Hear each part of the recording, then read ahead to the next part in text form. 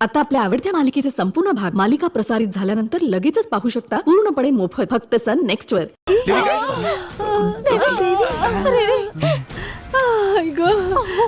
आता मला मार देवी, मार याने काहीतरी प्लॅन केलाय वाटतं. मला परत कोळशा ढकलणार असं वाटतंय. असा फटका मारेन ना की 1 महिना तरी बेडवरून उठणार नाही. देवी मार मला देवी, मला मार देवी. आई गं. आत्मा आहेस की देवी आहेस हे मला कळलं पाहिजे देवी. मार चल ये. मार मला देवी, मार मला. अगं मार ना. हा माझ्या बायकोचा फटका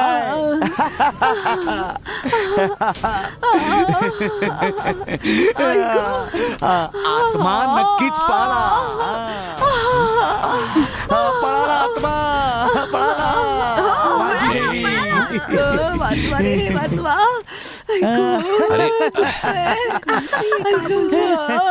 आत्मा तर कधीच गेलीये, आता ती परत येणारच नाही.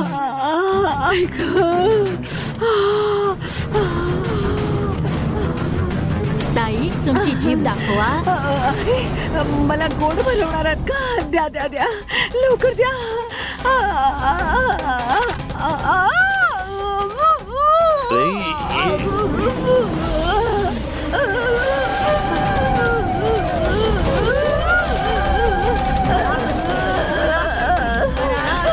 ताई हे जर काढलं तर पूजा पूर्ण होणार नाही, कळलं का?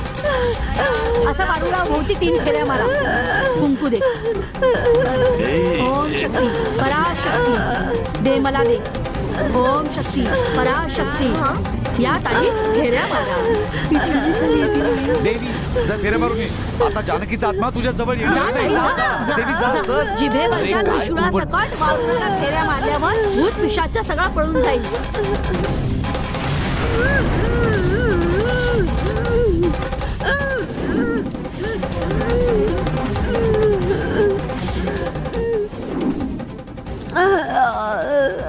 थांबा ताई, इथे बघा. ते त्रिशूळ काढते. ओम शक्ती पराशक्ती पराशक्ती. ओम शक्ती पराशक्ती. ओम शक्ती पराशक्ती. ओम शक्ती. दादा हे घ्या आणि तोंडात टाका. अहो दादा तुमच्या तोंडात टाकलं तुम्ही. अहो यांच्या तोंडात ठेवायला सांगितलं तर तुम्ही तुमच्या तोंडात टाकलं काय? ही खडी सांगत नाहीये, कापूर आहे. हा कापूर तर लहान वाटतो, चालेल ना?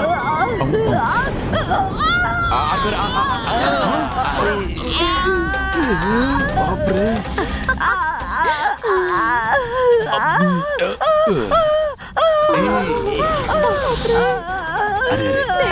जानकीचा आत्मा पूर्णपणे पळाला. माझी देवी बरी झाली. माझी आई साधी आहे, तिला काही करू नका.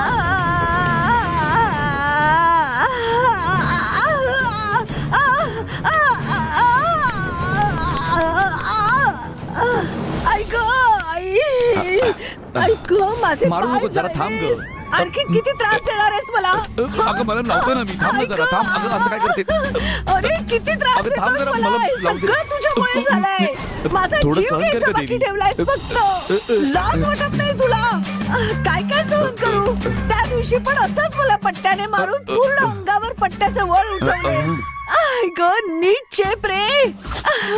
आई ग आणि आज त्या कोळशाच्या आगीत ढकलून माझे पाय जळून टाकलेस रे तू. आई ग आग होते मला. अरे काय रे.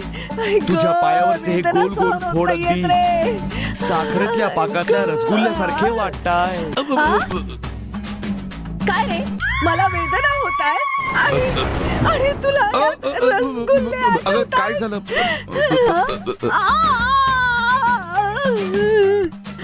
अरे मला वेदना सहन होत नाहीयेत. आणि एवढ्या जोरात का दाबतोस मूर्ख? देवी तुला चालायला होत नाहीये आणि मला खायला होत नाहीये खरंच. तोंड उघडल्यावर फक्त कापुराचा वास येतो तोंडातून. का नाही येणार रे? पाव किलो कापूर लाडू सारखा खाल्लास रे. लाज नाही तुला? शी. हा मूर्खा, जळत्या कोळशावरून मला ढकललं. माझ्या जिभेवर सळी घुसवलीस. माझा जीव घ्यायचा प्रयत्न केलास. ती सळी नव्हती देवी, ते त्रिशूळ होतं. हे आत्ता मारलं तर कळेल सगळं. पानावर जास्त चुना झाला तरी माझी जीभ जळते रे. आणि तू त्या त्रिशूळाने घुसवलंस. नालायक, माझ्या जिभेवरची ही जखम कधी बरी होणार माहित नाही. ऐक, पायाच्या जखमा आणि हे जीभ कधी बरी होणार रे. जिभेवरच्या जखमेमुळे उदास होऊ नकोस देवी. जानकीचा आत्मा तुला सोडून गेला, त्याचा आनंद साजरा कर. मूर्ख माणसा, माझ्यात कोणताही आत्मा नव्हता. मीच प्लॅन करून माझ्या जानकी असल्याचं नाटक करत होते. माहितीये की नाही तुला? जानकीचा आत्मा आत असल्यासारखं नाटक करत होतीस तू. अरे देवा, चुकून बोलून गेले वाटतं. काय? हे सर्व आपल्या मुलीला या घरची सून बनवण्यासाठी केलं रे मूर्खा. असं काय? काय असं काय? देवी असून अरुण सोबत शांतीचं लग्नही करू शकली नाही म्हणून जानकीच्या आत्म्याचं नाटक करून अरुणचं मन भरकटवून आपल्या मुलीचं त्याच्यासोबत लग्न करून संपत्ती मिळवण्याचा मी प्लॅन केला होता रे. त्यात पण मी चुकलो का आता? त्या सगळ्यावर तू काय देवी, शी.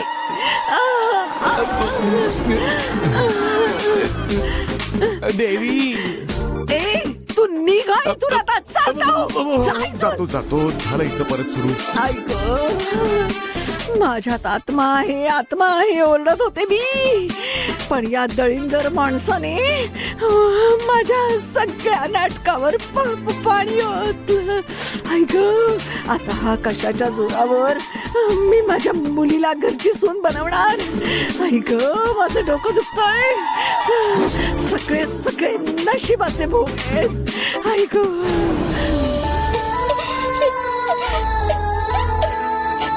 आई, सगळे तुला इथून पळवून लावलं असं बोलताय. हे खरं आहे का आई? आता तू येणार नाहीस का? देवसेना, आई नक्की येईल बाळा. तू काळजी करू नकोस. बोल ना ग आई, तू बोलणार नाहीस का? आता तू कधीच माझ्याशी बोलणार नाहीस का? म्हणूनच मी तुला माझ्यासोबत राहायला सांगितलं होतं. तू ऐकलं नाहीस. आता तुला माझ्यापासून दूर केलं पाहिलंस ना. अगं, मी बोलतेय देवसेना, पण तुला ऐकू येत नाहीये बाळा. त्या चामुंडीने मांत्रिक शक्तीने मला बांधून ठेवलंय ग. काहीही करून मी परत येईना. तू रडू नकोस बाळा. तू बोलवशील तेव्हा मी येईन असं बोलली होतीस ना. आता मी बोलवते, ये ना आई. आई ग, त्या चामुंडीने माझ्या बाळाला रडवलं आणि मी काहीच करू शकत नाहीये. आई,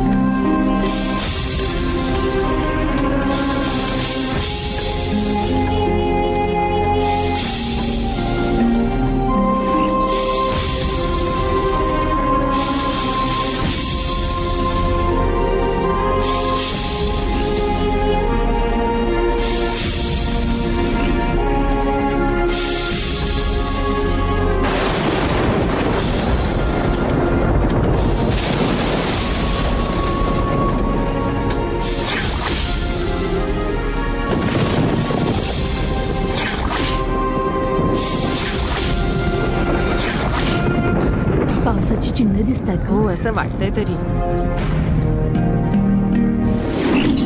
हे सगळं काम नीट चाललंय ना? नीट चाललंय. पाऊस येईल असं वाटतं ना कळतच मला नाही. वाटतं आज जाऊन बसायला मला पण असंच वाटतं. वारा सुटलाय हो ना. बापरे. हे बापरे.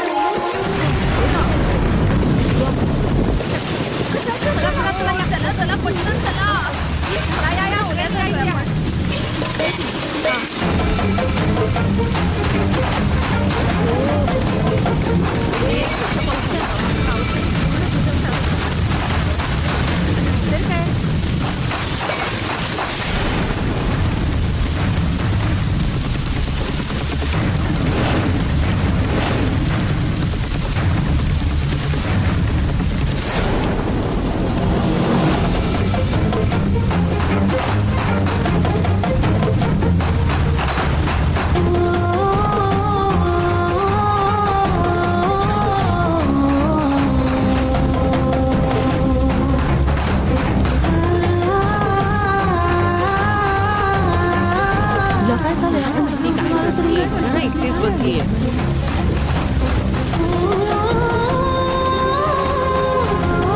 ही तिथे एकटीच का बसली असेल? मी जाऊन घेऊन येते तिला. तिला जाऊन घेऊन ये. काय झालं तर उत्तर आपल्याला द्यावं लागेल. हो, ठीक आहे, लवकर जा. मॅडम. लवकर घेऊन ये तिला. जा लवकर.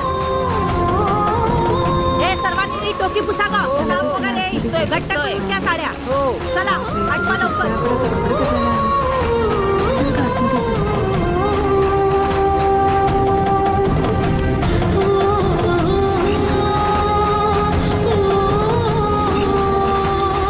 काय ग पाऊस पडतोय कळत नाही का तुला?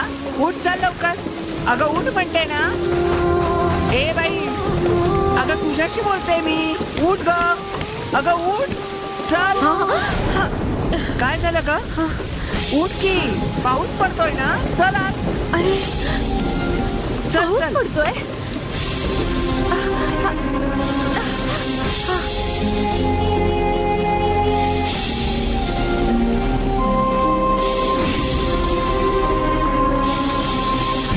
सावकाश आहे सावकाश. ये ये. चल चल चल. हेच पुस गं. आत चल. डोकं पुस. डोकं पुसून घ्या सगळ्यांनी. डोकं ओलं राहता कामा नये. काय काय पावसात कशाला भिजत बसली होतीस? उद्या ताप वगैरे आला तर वरती काय उत्तर द्यायचं आम्ही? केस पुसून घ्या आधी. नाहीतर उगाचच ताप देत यायचा.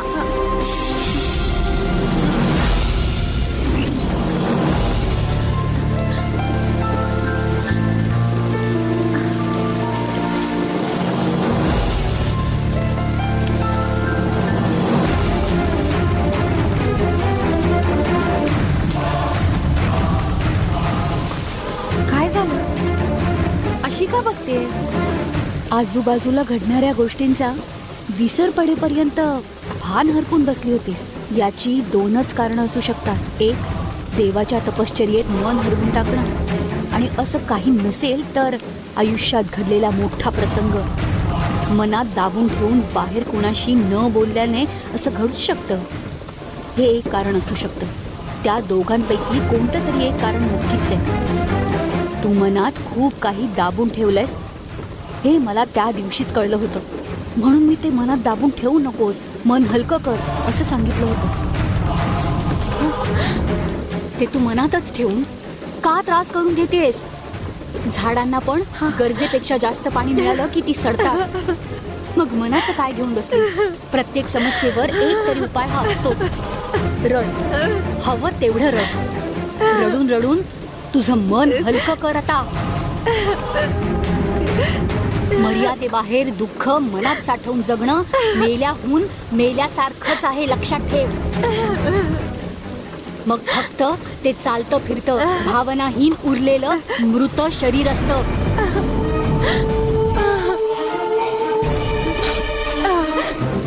तुझ्या मनातलं दुःख, हसणं, आनंद, लोभ, प्रसन्नता, स्वप्न, आतुरता, प्रेम हे सगळं संपवून टाकेल आणि अखेरीस तुला संपवून टाकेल. तुझं मन हलकं करण्याची योग्य वेळ हीच आहे. नागदेवतेनेच आपली भेट घडवून आणलेली मला वाटते. गंगा, तू मला तुझी मैत्रीण समजून तुझं मन मोकळं करू शकतेस. आता अजून स्वतःला त्रास करून घेणं योग्य नाही.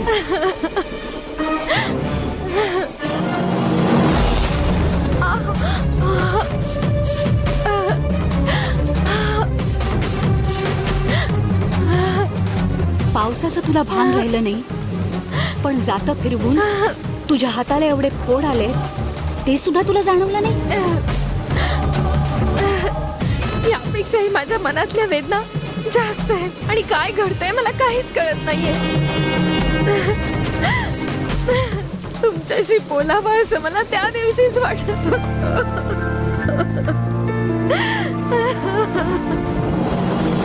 बोल ग, एवढं काय झालं तुझ्यासोबत? काहीही लपवू नको, सगळं सांग. तरच काहीतरी मार्ग काढता येईल. माझ्या मनातल्या गोष्टी कोणाला सांगून मी माझं मन हलकं करू असं वाटत होतं. मेहरबानी करून मी तुम्हाला सांगणार आहे ते कोणाला सांगू नका.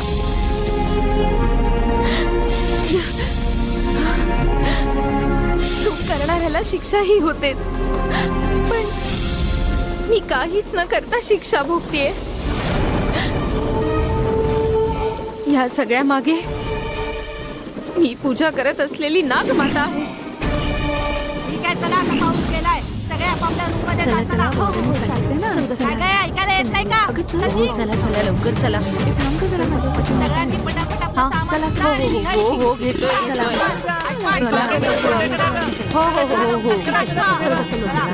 सांभाळून जा, सगळे सांभाळून जा.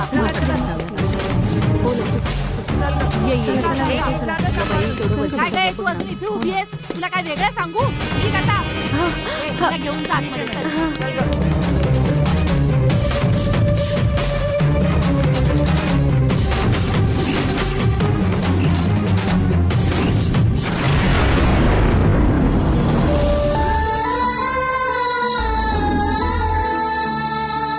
माझ्या आईला 2 दिवसापासून बोलवते, ती येतच नाहीये. काही विचारलं तरी उत्तर देत नाहीये. आता काय करायचं मला कळत नाहीये. हे नागमाते, तूच माझ्या आईशी माझी परत भेट घालून दे. माझी आई नेहमी माझ्या सोबतच राहायची, मला कुठेही सोडून जायची नाही. माझ्या आईशिवाय मी नाही जगू शकत. मला आई पाहिजे. काही करून माझी आई आणि माझी भेट घालून दे नागमाते. मी तुझी रोज पूजा करेन नागमाते.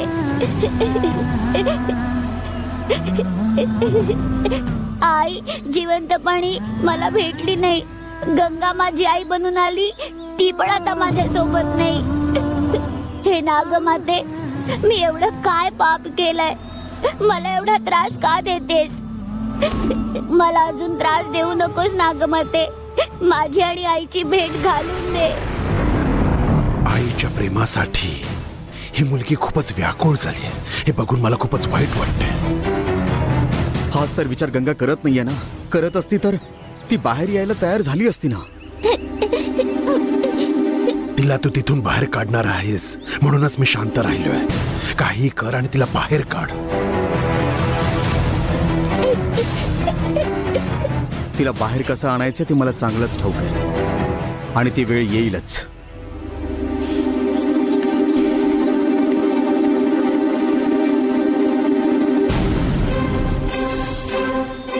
माझ्या मनातलं कोणाशी बोलायचं मला कळत नाहीये.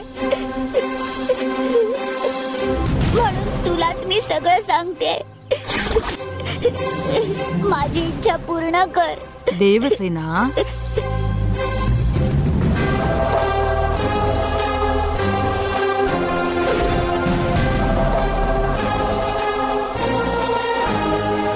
तू या वारुळाकडे मागून काहीच मिळणार नाही.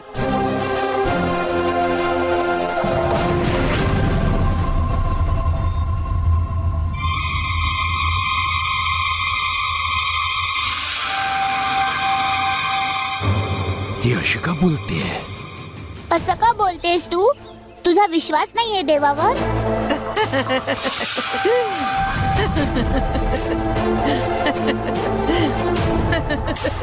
वारूळ असलेल्या ठिकाणी नागमाता असते असं म्हणतात.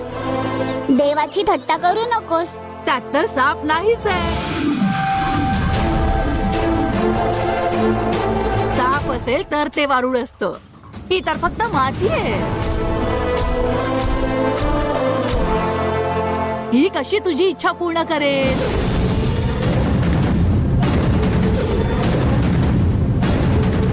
स्वामीजींनी सांगितल्याप्रमाणे पूजा केल्यावर यात साप नाहीये हे आम्हाला कळलं, पण हे हिला कसं काय कळलं? यात साप नाही हे तुला कसं माहिती? तू काय मांत्रिक आहेस? तुला कसं माहिती ग?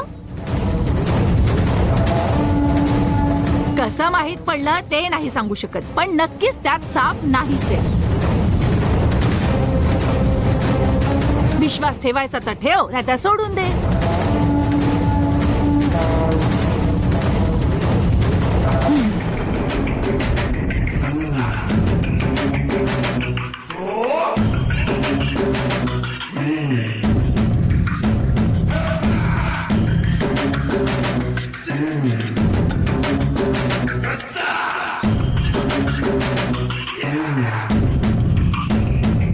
नागमाते, तू या वारुळात असशील किंवा नसशील, पण माझा तुझ्यावर विश्वास आहे.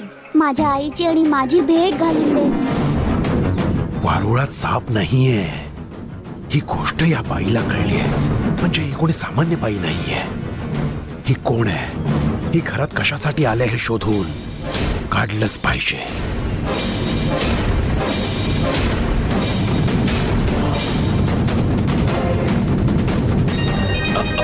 हॅलो स्वामी, मी जगदंबा बोलते. मी तुझ्याच फोनची वाट बघत होतो. बोल, कालचक्राबद्दल काही माहिती मिळाली का? गंगा मला सगळं सांगणारच होती, तेवढ्यात ती वॉर्डन मध्ये आली आणि तिने सगळंच बिघडवून तू टाकलं. चांगली बातमी ऐकवशील असं वाटलं होतं मला, पण तू तसं काही नाही केलंस. खरी गोष्ट जाणून घ्यायची वेळ आली होती स्वामी, पण त्यात अडथळा आला. गंगा आपल्याला सगळं सांगायला तयार झालीये, ही चांगलीच गोष्ट आहे ना स्वामी? मला कोणतंही स्पष्टीकरण नकोय. माझी अपेक्षा एवढीच आहे की मी दिलेलं काम पूर्ण झालंच पाहिजे, कळलं? माझं काम कधी पूर्ण करणार आहेस? बोल. आतापर्यंत कुणालाही न सांगितलेली गोष्ट ती मला सांगायला तयार झाली होती. आता जाणून घेण्यासाठी फार वेळ लागणार नाही स्वामी. उद्या मी जेव्हा तुम्हाला फोन करेन तेव्हा तुम्ही दिलेलं काम पूर्ण झालेलं असेल. पूर्ण करून दाखव, आणि त्याआधी गंगाला तुझ्यावर संशय येणार नाही याची काळजी घे. कारण तू कोण आहेस हे जर गंगाला कळलं तर ती काही सांगणार नाही.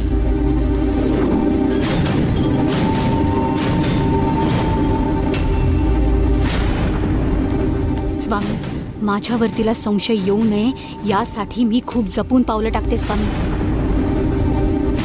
गंगा मला इतर कैद्यांसारखीच समजते. कोणत्याही परिस्थितीत तिला माझ्यावर संशय येणार नाही. गंगाकडून कालचक्र कुठे याची माहिती मिळवण्याचा प्रयत्न कर. कालचक्र सोडून देण्यासारखी वस्तू नाहीये, त्यामुळे हे लक्षात ठेवून जे करायचंय ते लवकरात लवकर कर. ठीक आहे स्वामी. एक फोन करायला दिला तर किती वेळ बोलत बसणार ए, आहेस? काय करता इथे? आतमध्ये जा. जातो मॅडम.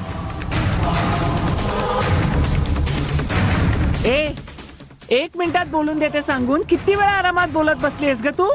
मी सांगत होते तो विषय महत्वाचा होता. एका मिनिटाचे 100 रुपये लागतात. तू 5 मिनिटं बोललीयस. काढ 500 रुपये. चल काढ. मला फोन नेहमी लागेलच. बाहेर जाताना एकत्रच सगळे पैसे देईन तुझे. हा? हं? चल निघ आता.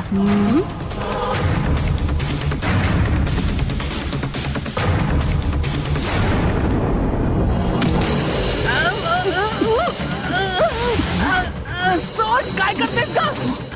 पैसे पाहिजे तेवढे घे, पण फोनवर बोलत असताना फोन परत हिसकावून घेण्याचा प्रयत्न केला तर तुझी हालत करून ठेवेल. तू बाहेर येईपर्यंत फोन माझ्याकडेच राहील.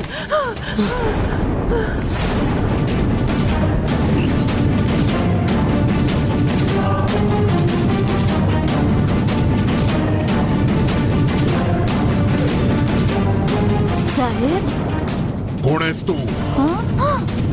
इथे कशासाठी आली आहेस? वारुळात साप नाहीये हे तुला कसं काय कळलं?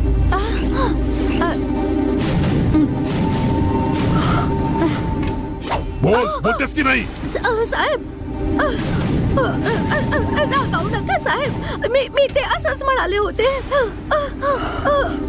खोटं बोलू नकोस. तू कुठल्या तरी कारणासाठी या घरात आलीस हे मला माहितीये. कोण आहेस तू? तुला काय पाहिजे? खरं सांग, नाहीतर मी तुला. नाही साहेब, थांबा थांबा, मी सांगते मी. माझ्या गावी एक असंच वारुळ आहे.